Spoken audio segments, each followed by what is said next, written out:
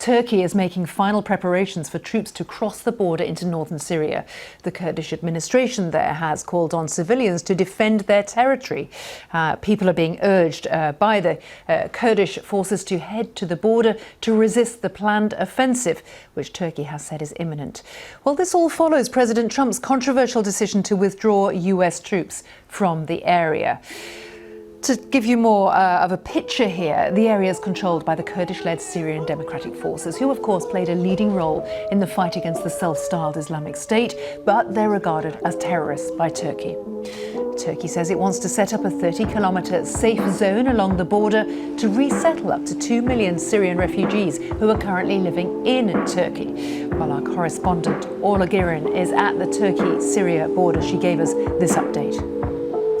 Well, there is a real sense here now that the offensive will begin very soon. There's no specific time frame, but we do expect significant military action to be happening soon, perhaps later today or more probably tomorrow morning. Certainly military analysts are saying that a likely starting point might be dawn tomorrow, that we could see, for example, in the first stages, some very heavy artillery being used, airstrikes being carried out, and then possibly after that, manpower going across the border in large mechanised columns. But the Turks have said very clearly this will be an assault from the air and from the land. And from their point of view, it's really not a sudden operation. They have been talking about this, calling for this, planning for this indeed, for a long time. And a senior US administration official admitted the other night that Donald Trump had basically had to accept the inevitable.